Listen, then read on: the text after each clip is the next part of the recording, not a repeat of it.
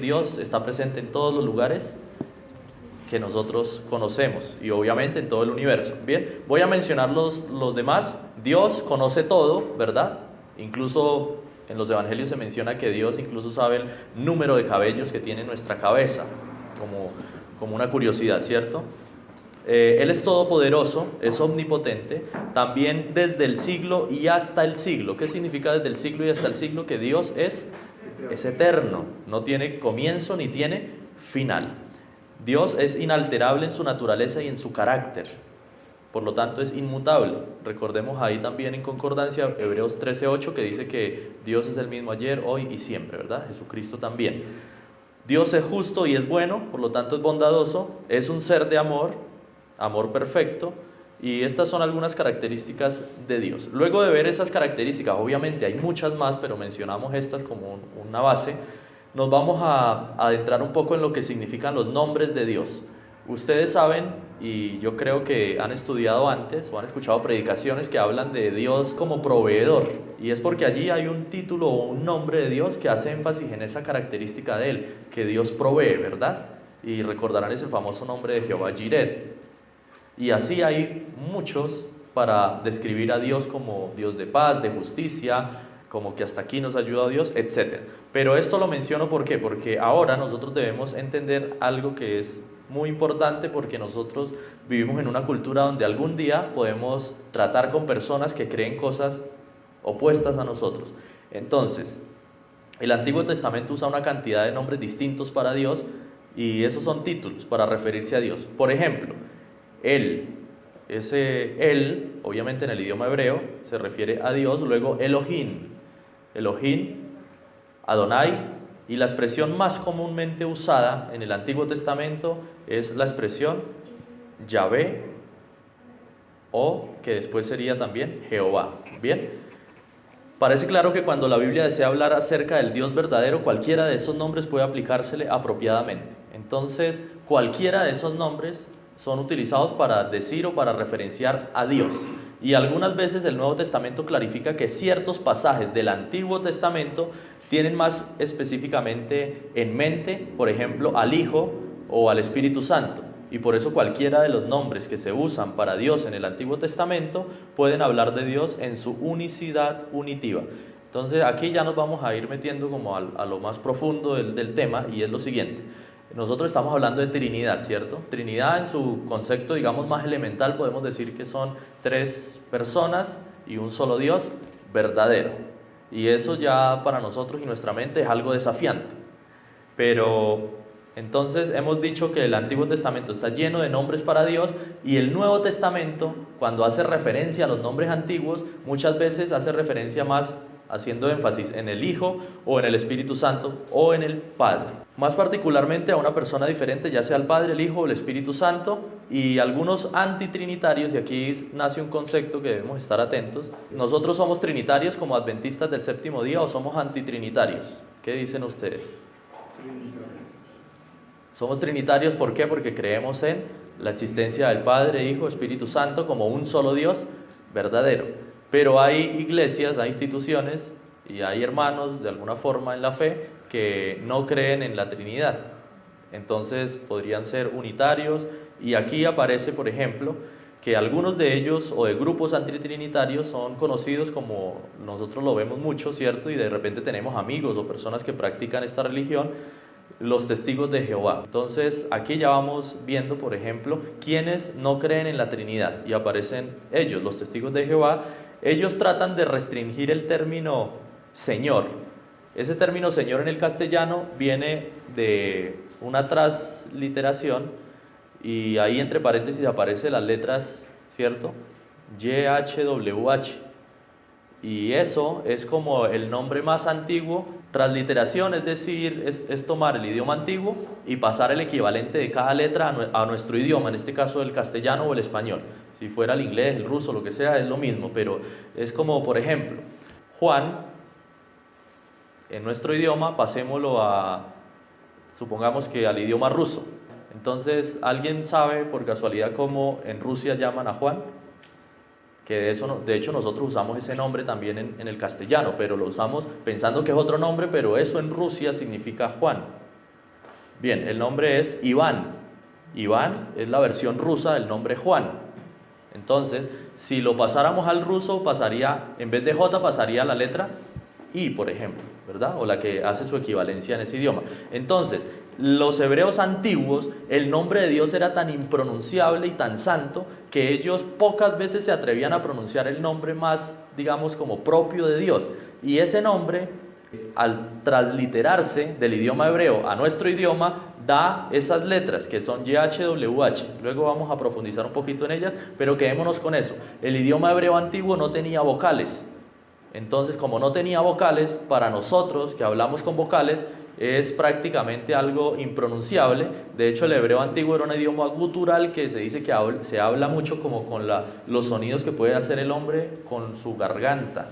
Entonces eso le da como fuerza, pero no eran vocales definidas. Con el paso del tiempo y los años, se le agregaron el sistema de vocales y ese YHWH pasa a ser Yahvé o Jehová. Bien, ¿pero por qué? Porque se le insertaron vocales. Los que hicieron eso fueron los masoretas, que fueron personas que empezaron a ver que el hebreo antiguo se estaba perdiendo y necesitaron empezar a escribirlo y idearon un sistema de vocales y luego las vocales quedaron como Yahvé o como Jehová. Entonces, esto es importante, ¿por qué? Porque nuestros hermanos testigos de Jehová, ellos defienden mucho que solamente Jehová es Dios y que solamente Jehová es el título de Dios. Y bueno, y tienen otras creencias que vamos a ir viendo en medida que avancemos el tema. El término Señor, los hermanos testigos de Jehová lo tratan de limitar solamente al Hijo. El término Señor, cuando aparece en la Biblia, ellos lo limitan como si fuera solamente el Hijo, es decir, Jesús. Sin embargo, la evidencia bíblica apoya claramente el hecho de que desde la perspectiva del Nuevo Testamento, el término Señor en el Antiguo Testamento puede referirse a cualquiera de los miembros de la Trinidad, a todos los tres en su profunda unicidad. O sea, dijimos que las Biblias traducen Señor a nuestro idioma, y la base o la palabra que hay ahí para traducir Señor, en la gran mayoría de las veces, ¿cuál creen ustedes que es? Es esta palabra que nosotros no podemos pronunciar porque no tiene vocales, YHWH. En muchas, o por no decir todas, por lo menos del Antiguo Testamento, porque esto viene del hebreo, de ahí se toma y se traduce Señor cuando usted vea en su Biblia Señor, ¿verdad? En otras ocasiones se traduce Jehová o Yahvé. Pero entonces los testigos de Jehová dicen que eso debe traducirse solamente Jehová y que Señor es para Jesús. Pero la Biblia no enseña eso. Y luego avanzamos, entonces aparece este mismo nombre, el cual ya hablamos, YHWH, se llama Tetragramatón. Esa palabra es el título que tiene las consonantes que dijimos, de las cuales se traduce Señor. Y entonces, donde quiera que usted vea la palabra Señor en la Biblia con mayúscula o minúscula, en traducciones castellanas tales como por ejemplo la Reina Valera del 60, que es la mayoría de Biblias que nosotros tenemos hoy en día o que manejamos, la Straubinger o la Biblia de Jerusalén y la Nueva Versión Internacional o NBI y otras Biblias, siempre puede saber que es la traducción de la palabra más sagrada en el idioma hebreo para Dios. Cada vez que usted vea Señor, ya sabe que viene de YHWH, que es la palabra más sagrada para Dios en el idioma hebreo. Eso, YHWH, como está en la mitad de la diapositiva, también en otras, digamos, en otra forma de transliterarse, también puede ser YHVH, pero es lo mismo, estamos hablando de lo mismo. YHVH o YHWH significaría Señor o Jehová o Yahvé. Además de esto, los eruditos de la Biblia traducen normalmente la palabra ya sea como Señor o Jehová. Entonces, estamos claros en un punto, y es que la palabra más sagrada para referirse a Dios en nuestras Biblias, y todos los eruditos bíblicos la traducen como Señor o como Jehová o como Yahvé, la misma raíz. Ahora debemos pensar en la deidad plena de Jesús. Es importante este tema porque, bueno, muchas personas creen que Jesús no es Dios. De hecho, uno de los más famosos grupos que cree esto precisamente son los hermanos testigos de Jehová. Ellos no creen que Jesús sea Dios como Dios todopoderoso, sino que es algo así como una especie de semidios. Vamos a hacer algunas comparaciones de estas. Hebreos capítulo 1, el versículo 7 y el versículo 8, lo que nosotros vamos a comenzar a ver es un poco que Dios es Dios igualmente como el Padre y como el Espíritu Santo. Pero primero vamos con Jesús. Hebreos 1:7 dice: de los ángeles dice, hace a sus ángeles espíritus y a sus ministros llama de fuego. En cambio al Hijo le dice, Dios, tu trono es eterno y para siempre, cetro de equidad, el cetro de tu reino. Primero nos dice, bueno, este capítulo viene como hablando, y de hecho el libro de Hebreos, debo decir que el libro de Hebreos es el libro más judío que hay en la Biblia porque está dirigido a los judíos, a los hebreos. Entonces, por eso ahí aparecen temas como el santuario y otras cosas que los hebreos y los judíos manejaban a la perfección. Y entonces nos dice que el Hijo de Dios, en el verso 7, empieza a clarificar de que Él es superior a los ángeles, que los ángeles son como ministros, que a sus ministros llama de fuego, ¿verdad? Por hacer comparaciones, pero dice que en cambio hay una diferencia. ¿Qué pasa con el Hijo de Dios? ¿Cómo le dice al Hijo de Dios? Le dice: Dios, tu trono es eterno y para siempre, cetro de equidad, el cetro de tu reino. Entonces, ¿saben qué es lo interesante? Que aquí el escritor de la carta a los hebreos le está escribiendo a los mismos judíos y le está diciendo que Jesús, el Hijo de Dios, es Dios.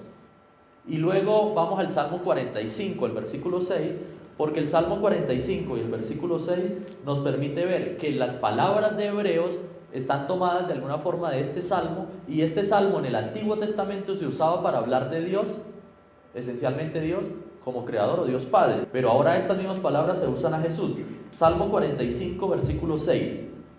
Dice: tu trono, Dios, es eterno y para siempre. Son las mismas palabras que dice Hebreo, ¿o no? Es prácticamente lo mismo, pero ahora se le está diciendo a Jesús en el Nuevo Testamento. Entonces, ese por citar un ejemplo de que el Nuevo Testamento empieza a enseñar que Jesús es Dios. Y en el caso de Hebreos, esa epístola está dirigida a los judíos y a los hebreos, ¿cierto? Y esos hebreos, lo interesante, el libro argumenta y dice que nos pongamos a pensar si en el Antiguo Testamento se hablara de un solo Dios, que fuera una sola persona, un solo individuo, y en el Nuevo Testamento apareciera una nueva enseñanza que hable de que hay tres personas y un solo Dios, sería algo chocante para los judíos enseñarles eso, ¿o no? ¿Por qué? Porque, por ejemplo, tenemos que en el Antiguo Testamento creían en un solo Dios, pero yo estoy diciendo, hay personas que creen que en el Antiguo Testamento había solo un individuo y ahora en el Nuevo Testamento aparecen tres. Y entonces los que creen eso, se hace esta pregunta lógica, y es la siguiente: ¿será que si esa enseñanza fuese nueva para el Nuevo Testamento, no creen ustedes que los judíos que ya venían creyendo en la existencia de un solo Dios, les parecería algo raro y de hecho harían un poco de protestas por eso? La respuesta lógica es que sí, que lo harían. ¿Por qué los judíos hicieron protestas o reclamos? ¿Alguien recuerda, por ejemplo, alguna controversia como problemática o situación compleja entre judíos y gentiles o creyentes por algún asunto bíblico o de alguna forma relacionado a la fe y que la Biblia lo menciona? Yo les voy a mencionar por lo menos uno: el tema de la circuncisión. ¿Era un problema la circuncisión en época de la iglesia en el Nuevo Testamento? Sí, cierto, porque los judíos decían, se deben circuncidar los nuevos que no son judíos, y ellos algunas veces decían, no, nosotros no, ¿cierto? Y lo veían eso como innecesario, y a la luz de la Biblia nosotros sabemos de que eso ya no era necesario porque ya Cristo, bueno, el símbolo y todo lo que había hecho. Pero si eso fue un asunto complejo para ellos, imaginen qué más complejo hubiera sido si ellos creyeran solamente en un solo Dios como un individuo, y ahora en el Nuevo Testamento aparece en Hebreos, por ejemplo, escribiéndole y diciéndole que ahora Jesús también es Dios mismo. Hubiese sido de una vez un punto para generar tremendo caos o tremendo problema, o por lo menos aparecería registrado en alguna parte del Nuevo Testamento un rechazo hacia esa doctrina o hacia esa enseñanza. Volvamos a Hebreos capítulo 1 y el versículo 10 al 12. También le dijo, versículo 10, tú, Señor, en el principio pusiste los cimientos de la tierra, y los cielos son obra de tus manos. ¿A quién le están diciendo eso? A Jesús, ¿verdad? Tú, Señor, en el principio pusiste los cimientos de la tierra, y los cielos son obra de tus manos. Ellos perecerán, pero tú permaneces. Todos ellos envejecerán como un vestido. Como un manto los envolverás y serán mudados, pero tú eres el mismo y tus años no se acabarán. Hace un momento, al iniciar, vimos un atributo de Dios, ¿verdad? Y en uno de esos atributos de la naturaleza de Dios dijimos que Él era eterno. Y de hecho el Salmo 45:6 que acabamos de leer dice que Dios. Su trono es desde la eternidad y por toda la eternidad. Entonces, esa descripción ya nos ayuda a ver cómo a Jesús se le está describiendo como Dios mismo poderoso y se le está dando atributos, o se está clarificando que Él tiene atributos tan iguales como Dios mismo era descrito en el Antiguo Testamento. Ahora, vamos a ver este ejercicio para comparar Éxodo 3:14, Juan capítulo 8, versículos 58 al 59. Éxodo 3:14 es una declaración famosa porque es el encuentro que tiene un ser humano, Moisés, con Dios mismo. Y ahí en medio de todo lo que nosotros sabemos, la conversación que ellos tuvieron y el llamado de Dios a Moisés, hubo un momento donde Moisés le pregunta a él y le dice que le diga qué le va a decir él al faraón cuando vaya a decirle que deje salir al pueblo, ¿cierto? Respondió Dios a Moisés: yo soy el que soy. Y añadió: así dirás a los hijos de Israel: yo soy, me envió a vosotros. Todos nosotros tenemos nombre, ¿cierto? Si alguien le pregunta su nombre, usted no va a responder yo soy, porque ese no es su nombre. Pero Dios le dice a Moisés: mire, cuando le digan cuál es mi nombre o quién lo envió, diga: yo soy, me envió. Yo soy. Y esas dos palabritas, quedémonos con ellas en mente, sabiendo de que esas palabras fueron la identificación clara que el mismo Dios dio en el Antiguo Testamento para decirle a Moisés que dijera quién lo había enviado. Y ahora nos vamos al Nuevo Testamento, San Juan capítulo 8, versículo 58. Jesús les dijo a una multitud: os aseguro, antes que Abraham existiera, ¿qué les dijo? Yo soy. Y allí lo interesante es que Jesús pudo haber utilizado otra palabra en el griego para decir, si el punto era decir que él era más antiguo que Abraham, él pudo haber dicho algo así como que yo era antes que Abraham, pero él usó la misma frase como contundente y poderosa para decir yo soy.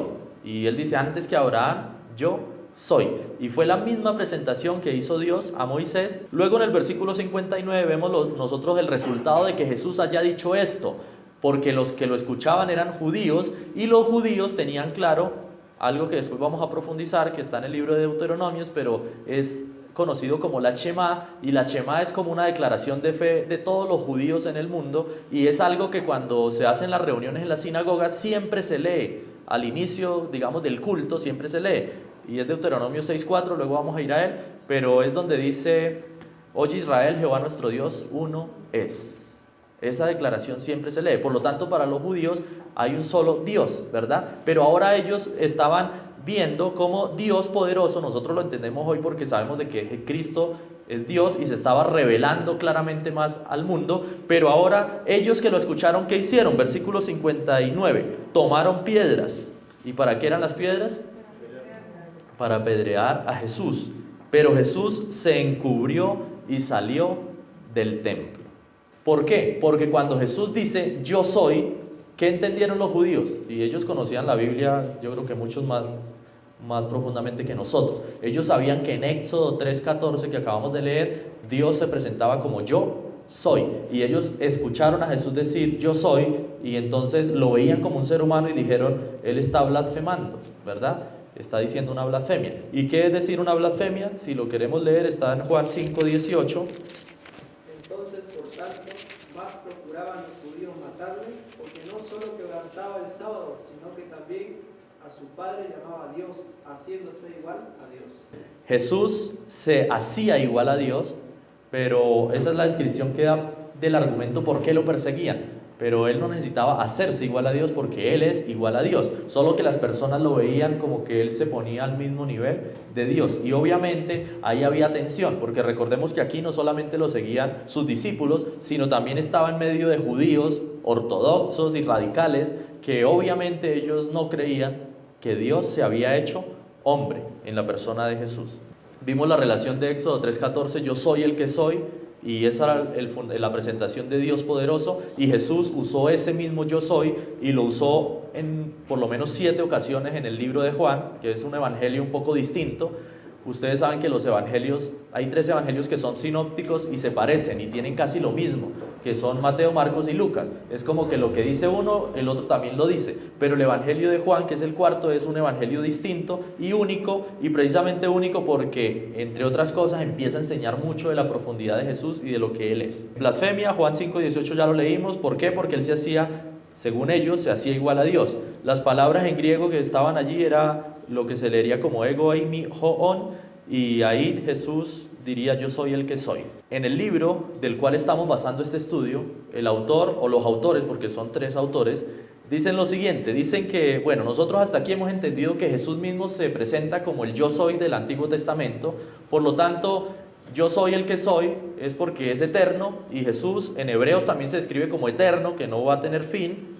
Y entonces se nos dice lo siguiente, para poner el asunto un poco más cándidamente o con más, digamos, como sentimiento o emoción, como sea posible. Entonces nosotros podemos decir que Jesús fue lo que afirmó ser en Juan 8:58. En Juan 8:58 dijo: yo soy, ¿verdad? O de lo contrario, fue una de las 2 opciones que presentan acá. Primero, Jesús fue, si no es yo soy como Él dijo, entonces sería una persona que fue un loco. O la segunda opción sería que una de las personas más blasfemas en la historia de la humanidad hubiese sido Jesucristo. Porque al decir yo soy, estaba diciendo que Él era Dios, poderoso. Y ahí obviamente estamos como el dicho famoso entre la espada y la pared, ¿cierto? Porque o yo creo que Jesús es Dios, o me toca decir que Jesús es una persona mentalmente no equilibrada, o decir que es una persona que blasfemó mucho.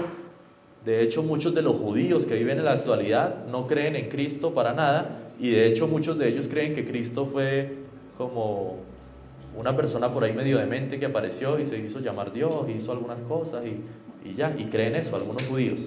Ya sabemos en qué disyuntiva nos encontramos. Ya vimos algunos aspectos muy generales de lo que es Jesús como Dios, pero ahora nos vamos a ir al Espíritu Santo y vamos a ver algunos aspectos del Espíritu Santo en la deidad, es decir, como Dios. De este tema también es importante que nosotros tengamos un cimiento firme en la Biblia, porque hay personas que salen, hace por ahí 4 años, 5 años, hubo un movimiento fuerte en algunos países donde las personas decían que el Espíritu Santo no era Dios. Hay iglesias que enseñan eso en su doctrina como iglesia. Nosotros como adventistas creemos que no es correcto esto y desde la Biblia, pero hay hermanos, y esto es lo triste, hay hermanos entre nosotros, pueden haber, cuando digo nosotros me refiero como iglesia en el mundo entero, que de repente empiezan a poner en duda que el Espíritu Santo sea Dios. Y entonces nosotros vamos a ver unos principios bíblicos de cómo el Espíritu Santo podemos estar seguros desde la Biblia que Él también es Dios y que es una persona de la deidad.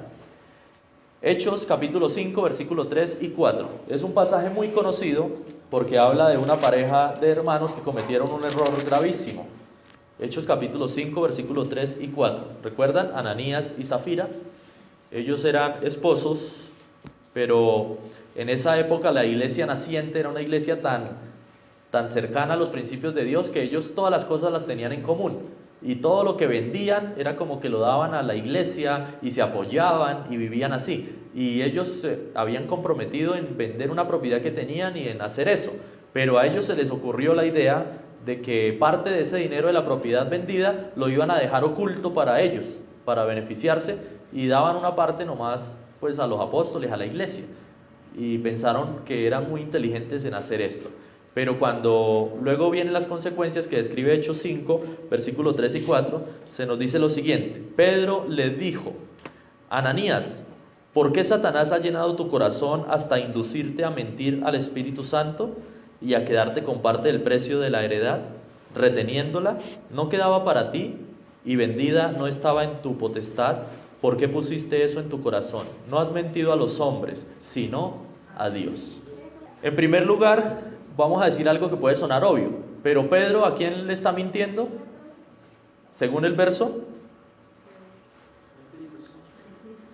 3, hasta inducirte a mentir al Espíritu Santo.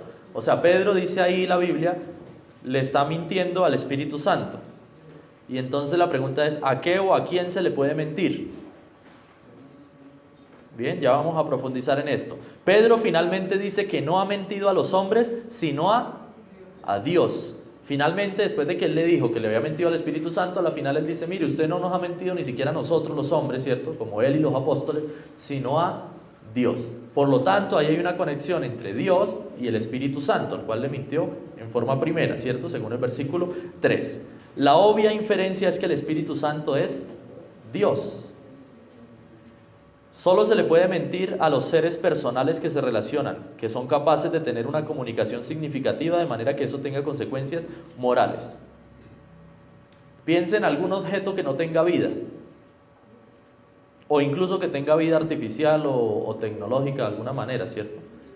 Por ejemplo, todos nosotros tenemos celulares, algunos lo pueden tener en la mano, ¿cierto? Otros lo tienen en el bolsillo, bueno, pero está cerca quizás, y yo me atrevería a decir que todos los que estamos acá tenemos celular.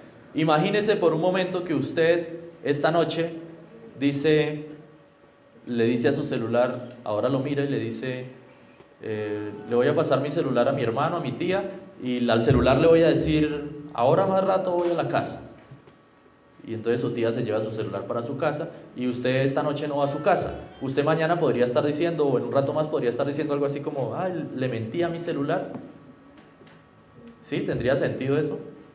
No, porque uno no le miente a las cosas que no tienen vida y que son inanimadas o que son una fuerza, como muchos quieren argumentar.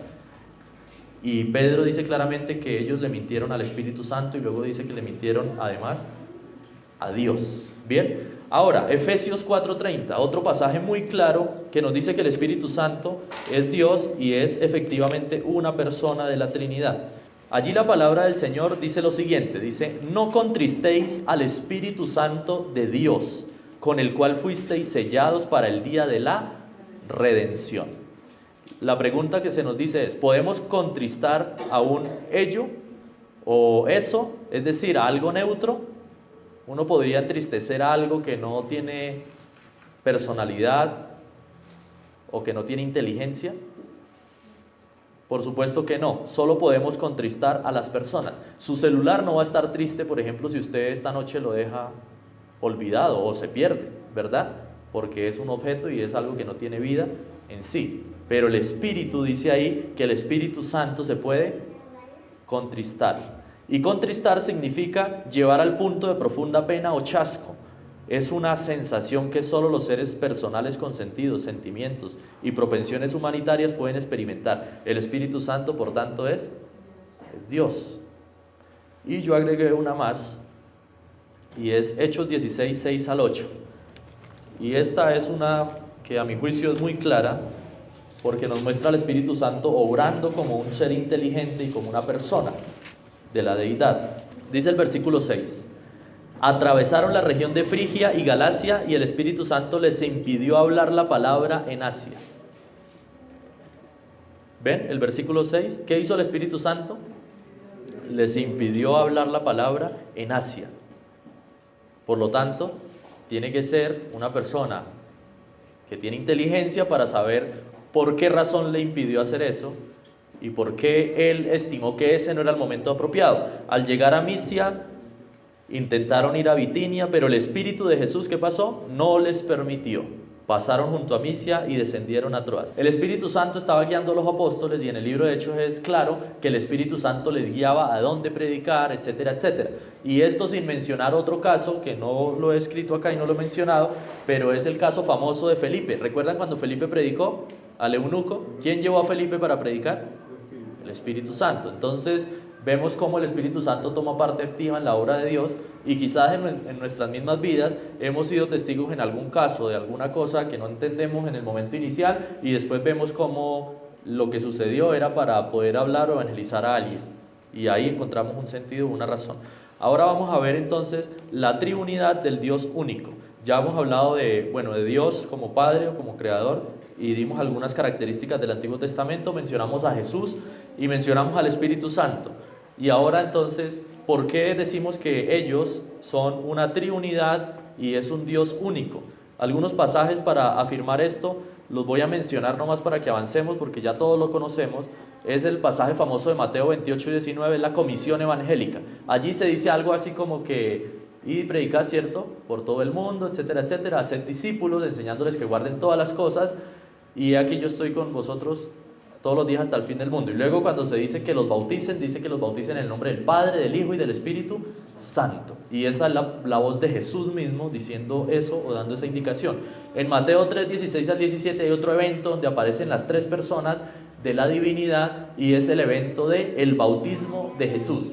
Esto todo lo hemos leído. Recordamos que Jesús fue bautizado por Juan en el río Jordán. Cuando Jesús asciende del agua, el Espíritu Santo en forma de paloma, usando ese símbolo, que de hecho la Biblia está llena de simbolismos para ilustrar la presencia del Espíritu Santo, el aceite que echaban a los reyes para ungirlos, el fuego en Hechos y las lenguas de fuego que vinieron sobre los apóstoles, en el bautismo de Jesús una paloma, ¿cierto?, el Espíritu Santo, y una voz poderosa del cielo que decía: este es mi Hijo amado en el cual tengo complacencia. Bien, uno de los misterios más profundos acerca de Dios es precisamente ese: tres personas y un solo Dios verdadero. Yo voy a permitirme mencionar algunos ejemplos que quizás sirvan para comprender un poco esto, y luego vamos a ir ya al texto hebreo, que es como el que nos debe dar más claridad. Un ejemplo que escribí acá es lo que pasa con la luz. Todos nosotros vemos la luz, ¿cierto?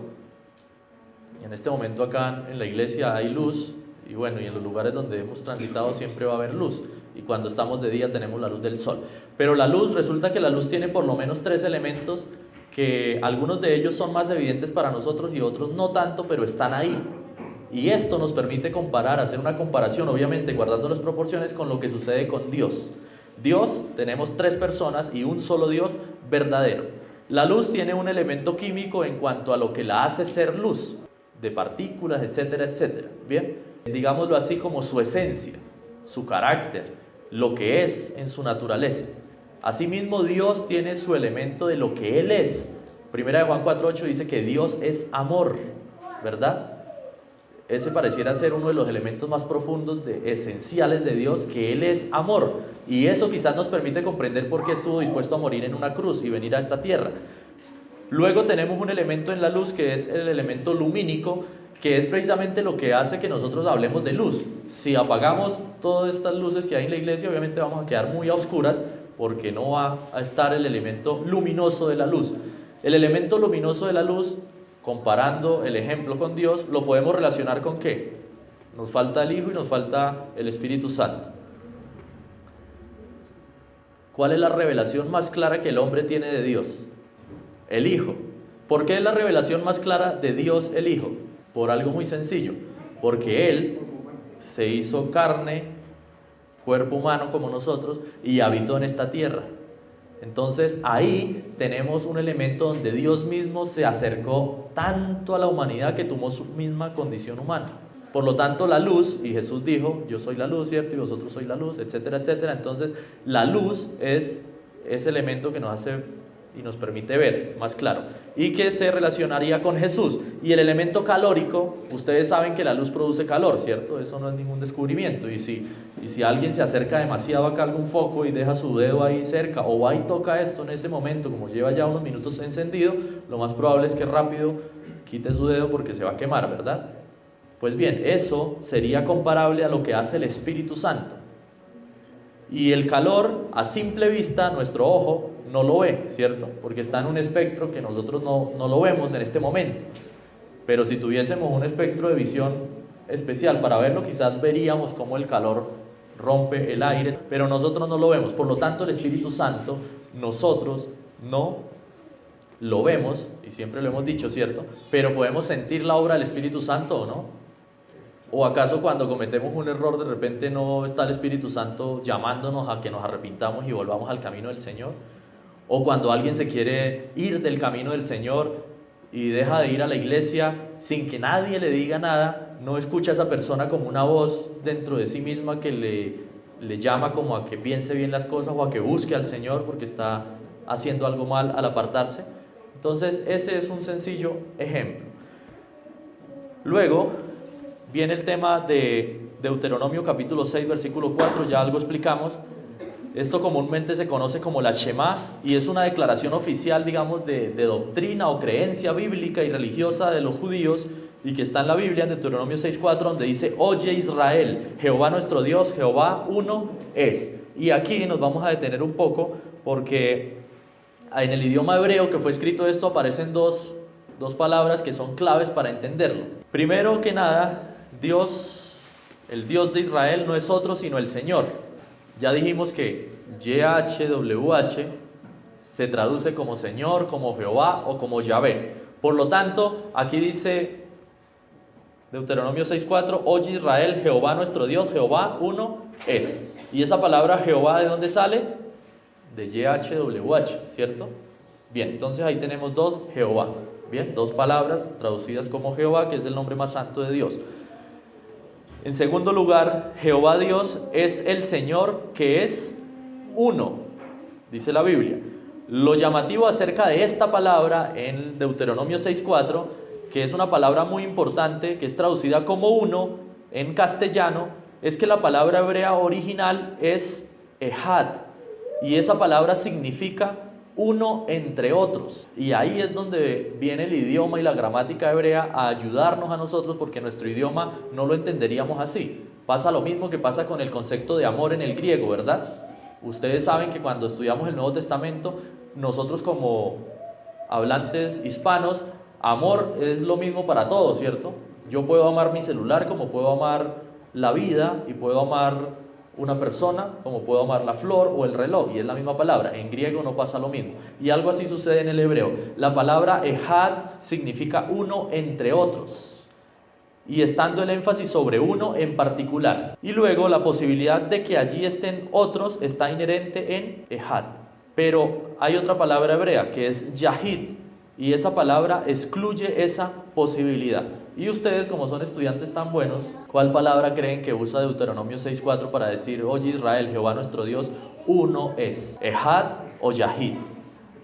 Debiera ser Ehad, porque precisamente esa palabra, al incluir uno entre otros, da la cabida a que sea un solo Dios, pero tres personas, ¿cierto? Sin embargo, Moisés, que fue el que escribió esta parte de la Biblia, empleó el plural Ehad, uno entre otros, en una unicidad acoplada o compartida.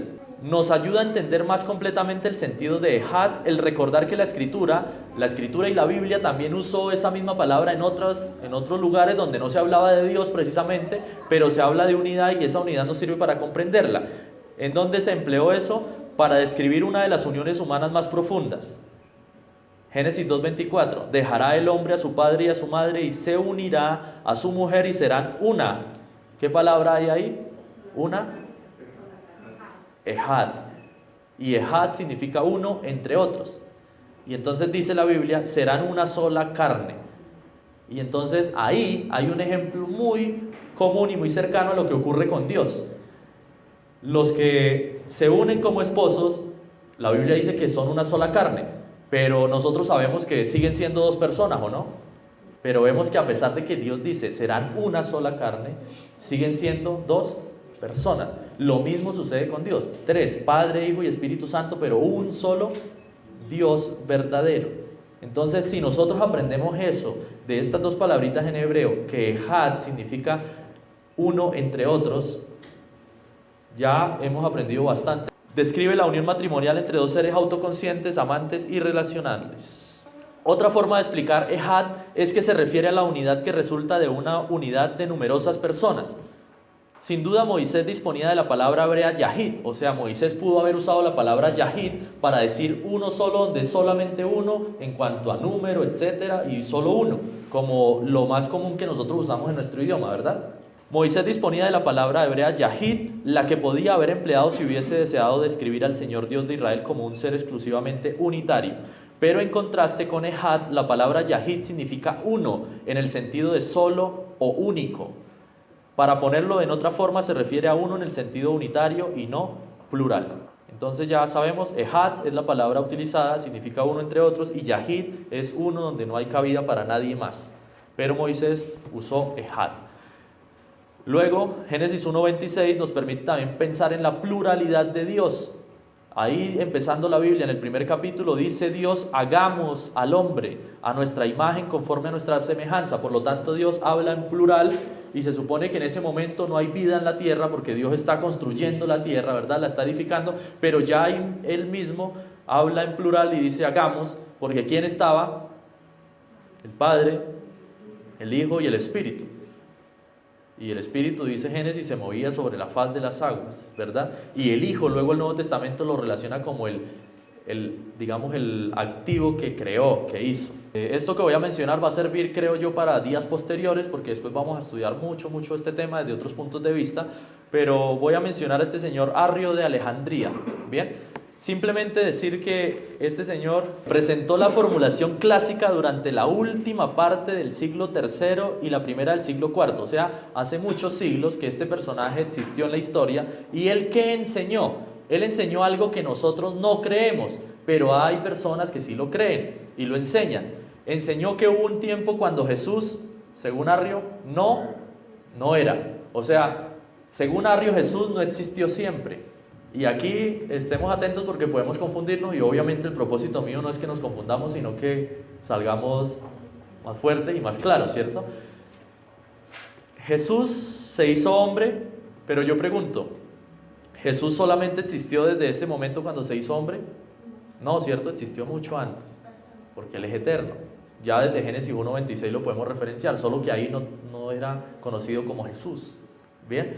Pero Arrio decía, no, Jesús solamente existió desde cuando se hizo hombre y ahí Dios lo creó. Por lo tanto, las palabras de Arrio y de sus seguidores afirmaron que Cristo no existió antes de que el Padre lo trajera a la existencia. Y eso hace pensar que Cristo es un ser creado. Y aquí aparece fuerte, la iglesia más, digamos, mundial que predica esto y enseña esto es la iglesia de los hermanos testigos de Jehová. Por lo tanto, ya para concluir, me interesa que quede claro algo, por si usted algún día tiene una conversación con un testigo de Jehová, aprendamos esto, y es lo siguiente: el texto más importante para un testigo de Jehová, que es como el equivalente a lo que sería para un adventista Apocalipsis 14, 6 al 12, el mensaje de los 3 ángeles, ¿cierto? Algo clave de nuestra fe. Pues para un testigo de Jehová, Isaías 43, 10 y 11 es algo clave de la fe de ellos. Pero lo interesante es que este mismo versículo, si usted lo aprende hoy y lo sabe explicar, ese mismo versículo que usan ellos para enseñar algo que va en contra de la Biblia, y es que Cristo fue creado, ese mismo versículo tumba esa teoría de que Cristo haber sido creado. Bien, leamos Isaías 43, 10 a 11, dice: vosotros sois mis testigos, dice Jehová, y mi siervo que yo escogí para que me conozcáis y creáis y entendáis que yo mismo soy. Antes de mí no fue formado Dios, ni lo será después de mí. Yo Jehová, y fuera de mí no hay quien salve. ¿Qué dice la Biblia ahí en Isaías? Antes de mí no fue formado Dios, ni lo será después de mí. ¿Por qué es importante esto? Porque los testigos de Jehová creen que Jesucristo es una especie de Dios pequeño, como que Dios, Jehová, creó a Jesucristo para darnos la salvación como la conocemos, pero no porque Jesucristo sea igual a Jehová, porque ellos usan esa diferencia, pero nosotros hoy hemos aprendido que Jehová es el mismo título para Señor o para Yahvé, y que se usa tanto para Jesús como para Dios Padre, ¿verdad? Entonces, si ellos dicen que puede Jesús haber sido creado como un semidios, el mismo Isaías 41 dice: antes de mí no fue formado Dios, ni lo será después de mí. O sea que el mismo texto excluye esa posibilidad de que Jesús sea como una especie de Dios pequeño que Jehová formó para salvar al mundo. Porque si eso es así, entonces Dios mismo se está contradiciendo, porque está diciendo que antes o después de Él no va a haber ningún otro Dios. Piense acerca de esto por un momento.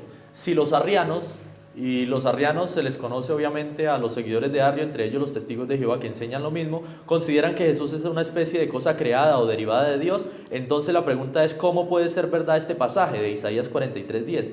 Aquí los unitarios o unitarianos y los arrianos, que quieren sugerir que Jesús fue alguna especie de semidios dado a luz por el Padre en algún tiempo durante las largas eras del distante pasado, contradicen directamente el testimonio más claro de Jehová, Dios. Porque Dios claramente dice que antes de Él y después de Él no va a haber otro Dios. Así es de que Él mismo lo pone claro. Por lo tanto, Jesús no puede ser un Dios pequeño que Jehová creó, sino que Jesús es el mismo Dios, porque estamos hablando de 3 personas y un solo Dios verdadero. Vamos a ver algunos textos, por lo menos veamos 2. Ahí están muchos textos y obviamente hay muchos más que nos terminan hablando de que Cristo obviamente es tan igual a Dios como el Padre mismo y como el Espíritu Santo mismo. Y esto es bíblico. Veamos Tito capítulo 2, versículo 13. Mientras aguardamos la bendita esperanza, la gloriosa aparición de nuestro gran Dios y Salvador, Jesucristo. ¿Notan ustedes cómo allí la Biblia se refiere a Jesucristo con la misma condición de gran Dios? Si Jesucristo no fuera Dios, esto sería una tremenda herejía y blasfemia que aquí estaría escribiendo Pablo a Tito al decirle eso, ¿verdad? Y vuelvo y digo lo que mencionamos al principio. Si esto fuera así, obviamente la Biblia tendría que estar llena de protestas y cartas en contra de esa enseñanza. Pero los hebreos y los judíos y los creyentes de los primeros siglos aceptaron la divinidad de Cristo al igual que la del Padre. Y dice claramente, vuelvo y repito, aguardamos la bendita esperanza, la gloriosa aparición de nuestro gran Dios y Salvador, Jesucristo. En el texto de Isaías que acabamos de leer, que dijimos que era clave para los testigos de Jehová, ese texto al final dice, yo Jehová, y fuera de mí no hay quien salve. No hay quien salve. Y Tito 2:13 dice que nuestro gran Dios y Salvador, Jesucristo. Y entonces, no sé si ustedes logran, al igual que yo, hacer como la inferencia lógica, y es Jehová. Isaías 41 está diciendo, fuera de mí no hay quien salve, solamente yo, Jehová. Y acá aparece Pablo describiendo que nuestro gran Dios y Salvador, Jesucristo. Entonces, Jesucristo, el Padre y el Espíritu Santo, ¿serán un solo Dios o no? Sí, ¿cierto? Porque si no fuese así, esto sería una tremenda y gigantesca contradicción. Porque Jehová dice, fuera de mí no hay quien salve. Y aquí aparece relacionando a Jesús como Salvador. ¿Ven? Entonces no se puede contradecir Dios. Y si eso fuera así, obviamente no tendría sentido ni siquiera la Biblia, porque se contradice. Pero obviamente no se contradice porque son tres personas y un solo Dios verdadero. Y para terminar, vamos a hacerlo con la última cita. Es la cita de Tomás. Dice que Tomás, llamado el gemelo, uno de los 12, no estaba con ellos cuando vino Jesús. O sea, Tomás no pudo ver a Jesús, recién resucitó.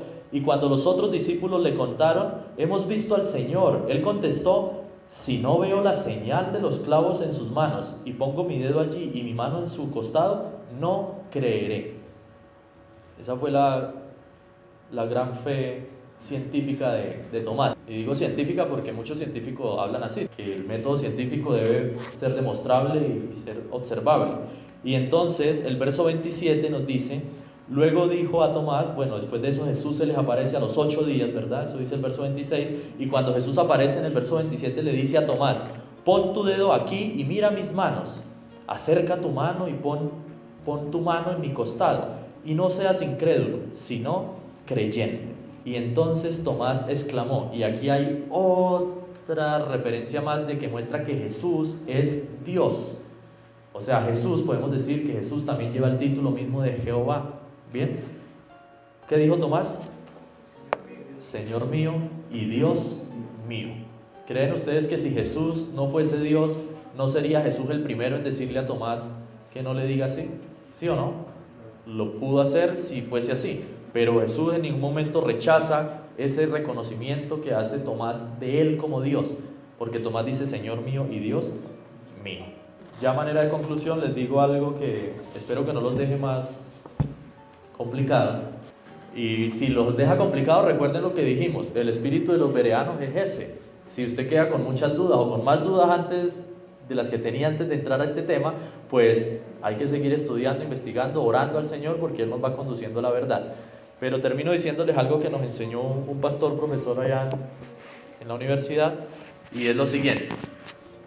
Y es que según él, y tiene sentido, Dios usa los títulos que usa para que nosotros podamos entender mejor el plan de la salvación. Es decir, los títulos que usa son funcionales para que a nosotros nos sea más entendible lo que Él hizo. ¿Y cuáles son los títulos? Padre, Hijo y Espíritu Santo. Porque hoy hemos visto a la luz de la Biblia que muchos textos que se usan para el Padre también se usan para el Hijo y se relacionan con Cristo, y lo mismo pasa con ese texto nada más de Isaías: fuera de mí no hay salvación, dice Jehová, y luego Jesús aparece como el Salvador. Entonces ahí habría una contradicción, pero no, es que son un solo Dios. Entonces los títulos son para que nosotros entendamos mejor el plan de salvación, pero el Hijo es igual un solo Dios como el Padre lo es con el Espíritu Santo. Que yo y el Padre, dice Jesús, una cosa somos, o sea, un solo Dios. Vamos a orar, hermanos, para terminar. Padre Celestial, te damos gracias porque hemos podido estudiar tu palabra, Señor. Ayúdanos a conservar durante el resto de nuestra vida el mismo interés que utilizaban las personas que vivían en Berea, los bereanos, para estudiar tu palabra con diligencia, procurando simplemente entender y descubrir cómo son las cosas desde tu palabra y desde los escritos que tú has dejado, Señor.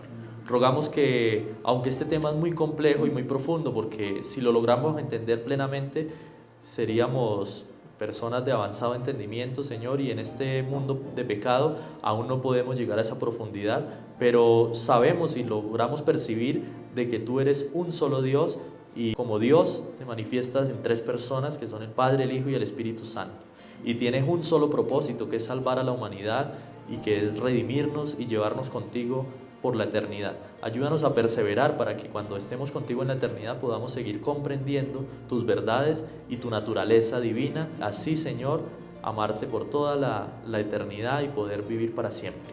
Rogamos tu bendición y tu protección sobre nosotros, y ayúdanos el día de mañana a continuar con este maravilloso tema de la Trinidad. En el nombre de Jesús, amén. Amén.